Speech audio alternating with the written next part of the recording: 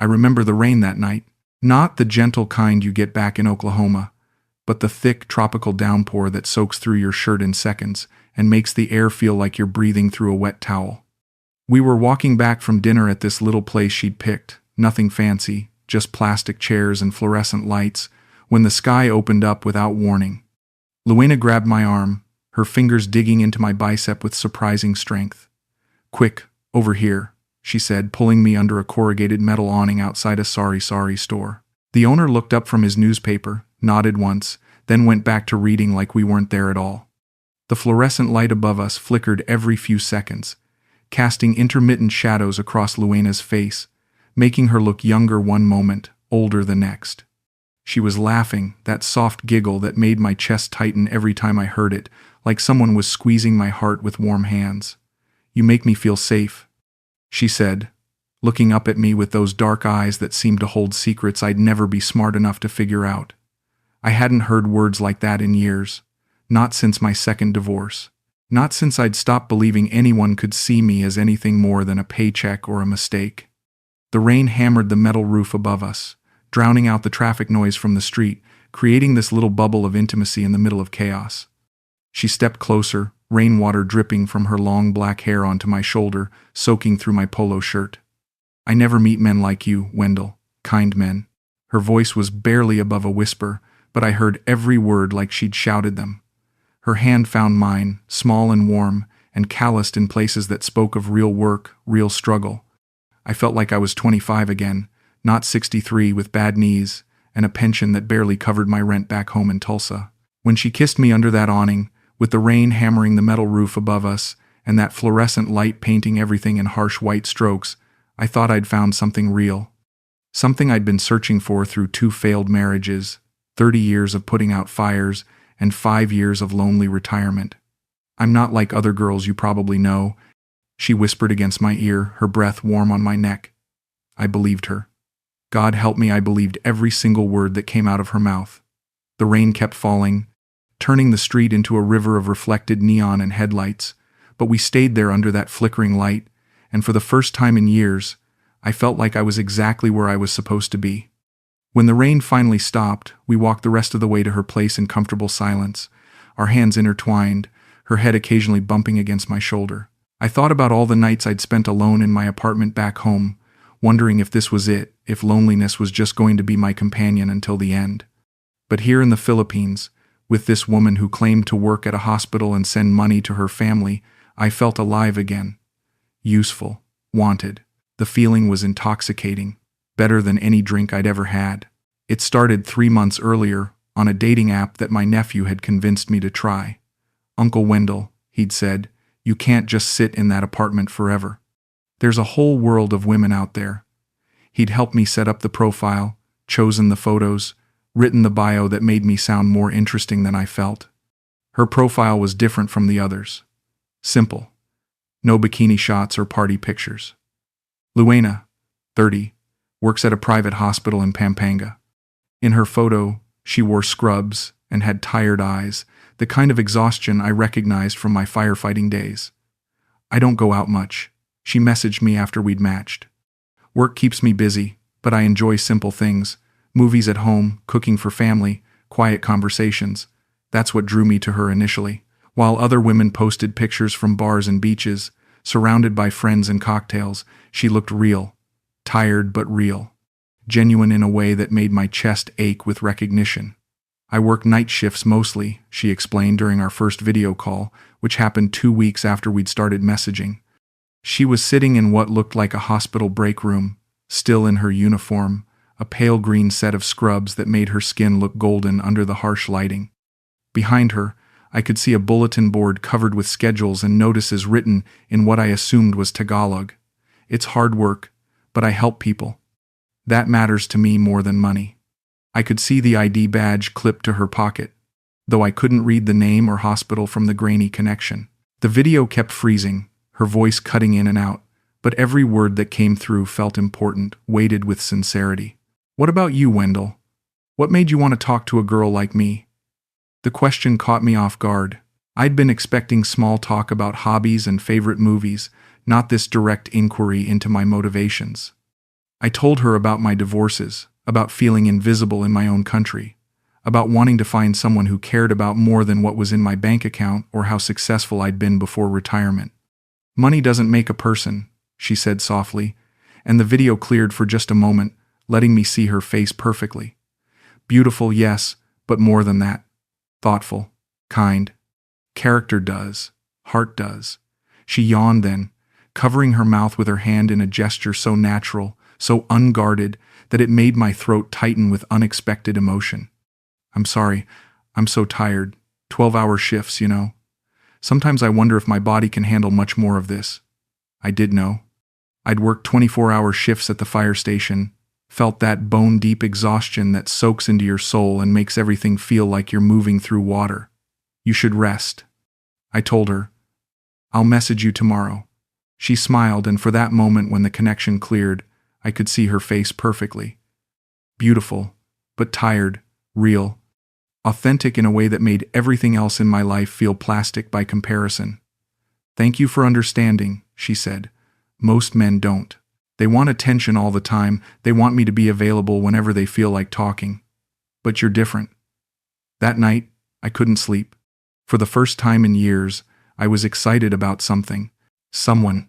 I started planning my trip to the Philippines that very night, researching flights and hotels, reading travel blogs about Clark and Angeles City, imagining what it would be like to hold her hand in person. I spent hours looking at pictures of the Philippines online, trying to imagine myself there, trying to picture what our life together might look like. The fantasy felt so real, so possible, that I started making lists of things I'd need to do before I left. Arrange for someone to check my mail, put a hold on my newspaper subscription, figure out how to use my phone internationally. For the first time since my retirement, I had something to look forward to, something that made me want to get out of bed in the morning. When I finally made it to the Philippines after 22 hours of flying and layovers, she met me at Clark Airport with a smile that made every minute of travel discomfort worth it. She looked smaller in person, more delicate than I'd expected, but her smile was exactly the same as it had been on video calls.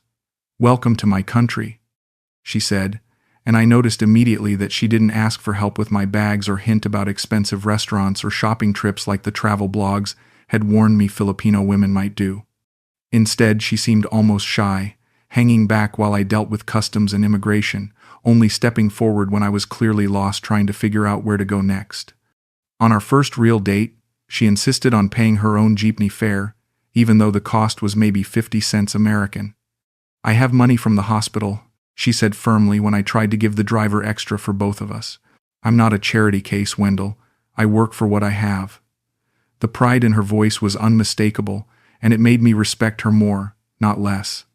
Her cousin Jessa joined us for lunch at a local place, nothing fancy, just a bamboo hut with mismatched plastic furniture and a menu written on a whiteboard in both English and Tagalog. While Luena was in the bathroom, Jessa leaned forward conspiratorially. "She talks about you all the time," she said, her English careful but clear. "Says you're different from other foreigners who come here. Says you see her as a person, not just a pretty face." Different how I wondered, but didn't want to ask and seem like I was fishing for compliments. When Luena returned, smoothing down her simple sundress, she ordered the cheapest item on the menu, plain rice with a small portion of adobo chicken. "I'm not very hungry," she said when I raised an eyebrow, but I saw how she watched the food on my plate, how her eyes lingered on the larger portions I'd ordered. "Order whatever you want," I told her. "Please. I came here to take you out, not watch you go hungry." She shook her head firmly. "You already paid for the flight to come here. That's enough." More than enough. That evening, we walked through the city center, past vendors selling everything from fresh fruit to knock-off designer handbags. Street vendors called out to her in rapid Tagalog, and she responded with easy laughter, clearly comfortable in her environment. This was her world, and she wasn't putting on a show for me or pretending to be someone she wasn't. When a jewelry vendor tried to get my attention, pointing at expensive-looking bracelets and necklaces laid out on a folding table, she actually pulled my arm to keep me moving. "Don't buy things for me, Wendell. I'm not that kind of girl." I stopped walking and looked at her, genuinely curious. "What kind of girl are you then?" She met my eyes steadily, no trace of artifice or performance in her expression. The kind who works for what she has, the kind who doesn't need rescue. I fell a little harder that day. Her independence made her more attractive, not less. Here was a woman who wanted me for who I was, not what I could provide. At least that's what I told myself. That's what I needed to believe. Looking back now, I realize how perfectly she'd played it, how carefully she'd constructed this image of herself as the noble, hard-working woman who wanted nothing from me but companionship. But at the time, it felt like the most genuine thing I'd ever experienced. We were sharing pancit at a small restaurant near her apartment complex when her phone rang. The ringtone was some American pop song I didn't recognize, but she answered immediately, her expression shifting from relaxed to serious in an instant. "Hospital?" she said apologetically, standing up and stepping outside to take the call. Through the window, I could see her pacing back and forth on the sidewalk, her free hand gesturing as she spoke in rapid Tagalog. Her body language looked tense, stressed, exactly what I'd expect from someone dealing with a medical emergency. Jessa took a long drink of her Coke and leaned across the table, her voice dropping to almost a whisper. "You're a good man, Wendell. I can tell these things about people." She paused, glancing toward the window where Luena stood with her back to us, still talking animatedly into her phone. "Most don't take girls like her seriously." The words hit me wrong, like a guitar string tuned too tight suddenly snapping. Something about the phrasing, the implication, made my stomach clench with unease. "What do you mean by that?" I asked, trying to keep my voice casual, conversational. Jessa's eyes went wide, like she'd just realized she'd said something she shouldn't have. "Oh, just, you know, young Filipina, older American. People have opinions, they make assumptions." She laughed nervously, a sound that didn't reach her eyes, and drained the rest of her Coke in one long gulp. "But you're different. You see her heart, not just her face or her body." When Luena came back, sliding into her chair with a heavy sigh, she looked genuinely exhausted. "Everything okay at work?" I asked, studying her face for any sign of deception. She nodded, but I noticed the tension in her shoulders, the way she rubbed her temples like she had a headache. "Emergency surgery. Dr. Santos needed extra hands, and 2 of the other nurses called in sick." She pinched the bridge of her nose. "Sometimes, I wonder if this job is worth it, you know? The pay is terrible, the hours are brutal, but then I remember the patients who need us, the families depending on us." She talked about her work with such passion, such detailed knowledge of hospital procedures and medical terminology, that my doubts evaporated almost immediately. This wasn't someone making up stories about being a nurse. This was someone who lived it every day. On the walk home, though, I couldn't completely shake Jessa's words. "Your cousin seems nice," I said carefully, testing the waters. Luena's expression darkened immediately, like clouds moving across the sun. "Jessa drinks too much. Always talking nonsense, saying things she shouldn't say." She stopped walking and turned to face me, her eyes searching my face with an intensity that made me uncomfortable. "She didn't say anything stupid, did she? Anything that would make you think less of me?" The question felt loaded with meaning I couldn't quite grasp, but her face was so earnest, so genuinely concerned, that I found myself wanting to reassure her. "No," I said. "Nothing stupid." But that night, lying in my hotel room with the air conditioning rattling and the sounds of Angeles City filtering through the thin walls, I kept hearing it. "Most don't take girls like her seriously." Girls like what? What did that mean? The question gnawed at me like a toothache, but every time I looked at Luena, saw her gentle smile, her tired eyes, the way she talked about helping patients and supporting her family, I pushed the doubt away. She was different. She'd told me so herself, and everything about her behavior supported that claim. "I have to work tonight," Luena said, adjusting the strap of her bag, a worn canvas messenger bag that looked like it had seen years of use. "Double shift. One of the other girls called in sick, and Dr. Santos specifically requested me." We were standing outside my hotel, the afternoon heat making the air shimmer like water, and she looked genuinely apologetic about having to cancel our dinner plans. "I might not be able to message much. You know how it is in the hospital at night? Signal is terrible, and we're not supposed to use phones during shifts anyway." I kissed her forehead, tasting the salt of perspiration on her skin. Don't worry about me. Take care of your patients. She smiled up at me, that soft smile I'd grown to love, the one that made me feel like I was the only man in the world who mattered. You're so understanding, Wendell. My ex-boyfriend used to get angry when I worked late shifts. He said I cared more about strangers than about him. She was talking about her ex again, something she did fairly regularly, always comparing me favorably to him. It should have made me feel good, special, chosen, but something about the way she did it felt rehearsed, like lines from a script she'd memorized. He never understood that nursing is a calling, not just a job, she continued, her voice taking on that passionate tone she used when talking about her work. But you get it. You saved people too. As a firefighter, you understand what it means to put others first. That night, I sent her a goodnight message around 10 p.m. Hope your shift is going well. Thinking of you. No response, but I didn't expect one. She'd warned me about the poor signal and the hospital's phone policy. I went to bed early, tired from walking around the city all day, and slept soundly until morning. When I woke up, I checked my phone immediately. Still nothing. Morning passed, then noon, then afternoon. By 2 p.m., I was starting to worry seriously. Had something happened? Had there been an accident? Should I try calling the hospital? Finally, at 2:47 p.m. exactly, I remember looking at the clock. My phone buzzed with a message. Sorry, baby. No signal at hospital all night. Just got home. So exhausted I can barely think straight. Relief flooded through me so powerfully that I actually sat down on the bed, feeling weak in the knees. The relief was immediately followed by guilt for doubting her, for letting my mind run wild with possibilities. Of course she'd been at work. Of course there was a reasonable explanation. But then, later that evening, scrolling through Facebook while eating dinner alone at a restaurant near my hotel, I saw something that made my blood run cold. It was a blurry photo posted by someone named Miguel Santos. No relation to the Dr. Santos she'd mentioned, I assumed, taken near Fields Avenue the night before. The timestamp showed 11:47 p.m.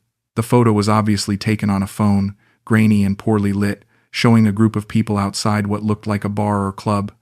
And there, in the background, barely visible but unmistakable once I'd spotted her, was a woman who looked exactly like Luena. Same height, same build, same long black hair, wearing a short dress I'd never seen before. I zoomed in until the image pixelated, trying to convince myself I was wrong, that it was just someone who looked similar.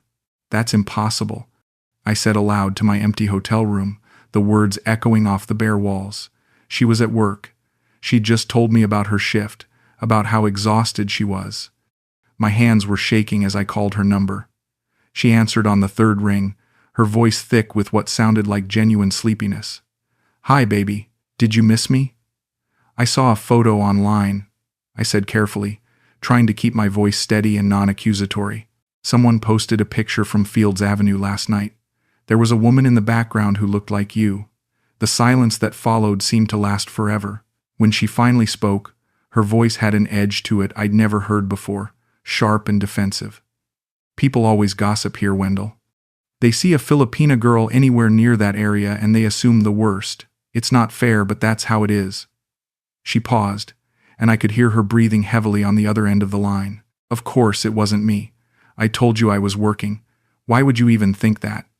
But doubt had taken root now, growing like a tumor in my chest, and I couldn't shake it loose, no matter how much I wanted to.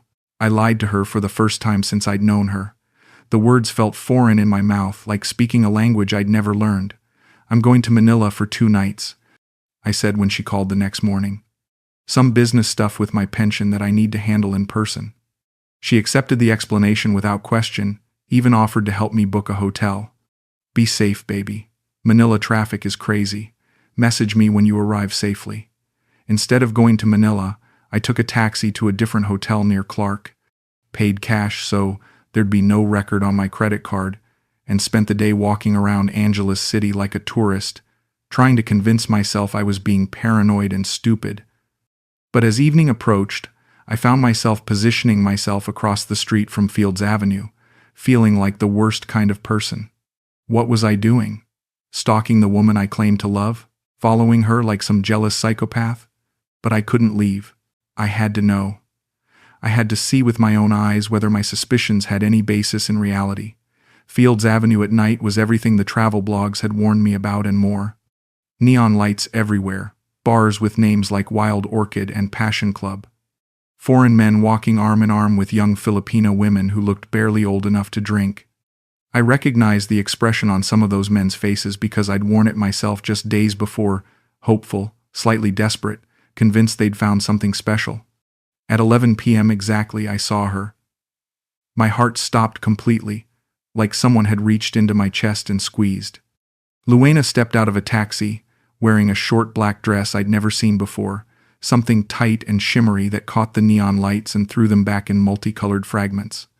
But it wasn't just the dress that was different. She moved differently too, confidently, with none of the shy hesitation I'd grown accustomed to. This wasn't the tired hospital worker who barely had energy to eat dinner. This was someone else entirely. She walked straight into Club Venus without hesitation, like she'd done it 1,000 times before. I sat in that taxi for 2 hours, rain starting to fall again, watching the neon lights blur through the windshield, trying to process what I'd seen. The driver kept asking if I wanted to go somewhere else, but I just handed him more pesos and told him to wait. Around 1 a.m., the doors of Club Venus opened wider, and music spilled out onto the street. Loud, pulsing dance music that seemed to vibrate in my chest. Through the windows I could see a small stage, and there she was. Luena appeared on that stage wearing a red dress now, something even shorter and more revealing than the black one she'd arrived in. She was dancing, moving to the beat with a sensuality and confidence that took my breath away. This wasn't awkward or uncertain. This was someone who knew exactly what she was doing, who was comfortable being watched, desired, wanted. Our eyes met through the glass, and for one terrible, crystalline moment, time stopped completely. She saw me sitting in that taxi, recognized me despite the distance and the poor lighting. I saw her see me, and in that moment, we both knew that everything we'd built together was crumbling to dust. She didn't wave, didn't acknowledge me, didn't look surprised or ashamed or guilty. She just held my gaze for what felt like an eternity, then turned and walked off the stage like I wasn't there at all, like I'd never existed. I sat in that taxi until dawn, watching the sun come up over a life I no longer recognized, trying to figure out who the woman I'd fallen in love with actually was. She called me the next morning at 7 a.m.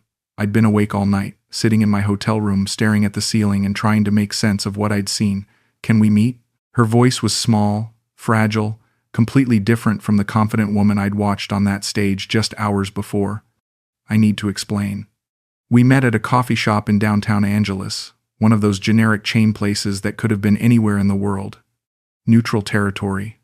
She was already there when I arrived, sitting in a corner booth with her back to the wall, wearing jeans and a plain t-shirt, looking young and vulnerable, and nothing like the woman in the red dress. She'd been crying. Her eyes were red and swollen, mascara smudged despite her obvious attempts to clean it up. "I can explain," she said before I'd even sat down, the words tumbling out in a rush. "It's not what you think. It's not who I really am." I sat across from her and waited. I'd learned in 30 years of firefighting that sometimes the best thing you can do is listen, let people tell their story without interruption. Sometimes the hospital pay isn't enough, she began, her voice breaking on every other word. "My family in Leyte, they depend on me. My brother has diabetes, needs medicine every month that costs more than I make in a week. My sister is in college, and if I don't send tuition money, she'll have to drop out." Tears were streaming down her face now, and she made no attempt to wipe them away. "The club. It's just dancing. Nothing more. I'm not a prostitute, Wendell. I don't do other things. I just dance, and men give me tips, and I send the money home." She reached across the table for my hand, but I pulled back instinctively. The movement seemed to break something inside her, and she started sobbing harder. "Why didn't you tell me?" I asked when her crying subsided enough for her to hear me. "Because I knew you'd judge me. All men judge. They say they understand, they say they're different, but they all want the same thing, a pure woman, untouched, innocent." She wiped her eyes with a napkin that was already soaked through. "I wanted you to see me as something better, something worthy of love." The word worthy hit me like a physical blow. I never asked you to be anything other than honest, I said quietly. I'm not looking for perfection. I'm looking for truth. She looked up at me then, hope flickering in her red-rimmed eyes like a candle in the wind. Can you forgive me? I promise. No more clubs. I'll find another way to help my family. I'll quit tomorrow if you want me to. Her tears looked real, her remorse seemed genuine, and part of me wanted desperately to believe her. But sitting there in that sterile coffee shop, looking at her tear-streaked face, I realized I didn't know who she was anymore. Maybe I never had. How long have you been working there? I asked. She hesitated, and in that hesitation, I saw the truth. 6 months, she whispered. Maybe 7. 7 months. 7 months of hospital stories while she danced for other men. 7 months of lies told with such conviction that I'd never question them. Did you ever actually work at a hospital? The question hung between us like a blade. She closed her eyes. I did, for 2 years after nursing school. But the pay was so bad, and my family needed so much. I stood up from the table, my legs unsteady. I need time to think, I said. She nodded, still crying. I love you, Wendell. That's not a lie. That was never a lie. I walked away without answering, because I didn't know what the truth was anymore. I didn't know if anything she'd ever told me was real. For 2 days, she called constantly. I let every call go to voicemail, but I listened to each message, torturing myself with the sound of her voice. Please talk to me, Wendell. Let me explain more. Let me make this right. I'm sorry. I'm so sorry. I never meant for this to happen. You're the best man I've ever known. Don't let my mistakes ruin what we have. I'll do anything. Anything to fix this. Each message felt like another small cut, precise and deliberate, designed to keep me bleeding. She texted too, long paragraphs full of apologies and explanations and promises. I read them all but didn't respond. What was there to say? How do you respond to someone when you're not even sure which version of them is real? On the 3rd day, sitting in my hotel room with my flight back to Oklahoma scheduled for the next morning, I finally knew what I wanted to say. I typed carefully, choosing each word like I was defusing a bomb. I wish you'd told me the truth from the beginning. You didn't have to lie about who you were or what you did for work. I could have handled knowing about your job at the club, but I can't handle the deception. I can't build a relationship on a foundation of lies. Take care of yourself, Luena. I hope you find what you're looking for. I read it 3 times before hitting send, making sure every word was exactly what I meant to say. Not angry, not accusatory, just honest. If she wanted truth, she could have it. Hours passed. Then, a full day. No response. I tried calling once, just to hear her voice again, but the number was disconnected. When I went to her apartment building to try to talk to her in person, the landlord told me she'd moved out suddenly, paid her rent through the end of the month but left no forwarding address. Jessa wouldn't see me, wouldn't even answer her door, though I could hear the television playing inside and saw the shadow of feet moving back and forth behind the frosted glass. It was like Luena had vanished completely, erased herself from existence rather than face the conversation we needed to have. I spent my last week in the Philippines alone, eating at restaurants we'd never been to together, walking streets that didn't hold memories of her voice or her laughter. I thought about going back to Club Venus, seeing if she was there, trying to get some kind of closure. But what would be the point? She'd made her choice when she chose silence over honesty, disappearance over accountability. On my last night, I sat in my hotel room and tried to write her a letter, something to explain how I felt, to give her the closure I couldn't seem to find for myself. But every sentence I wrote sounded wrong, either too angry or too forgiving, too bitter or too understanding. In the end, I left the paper blank. Some stories don't get neat endings.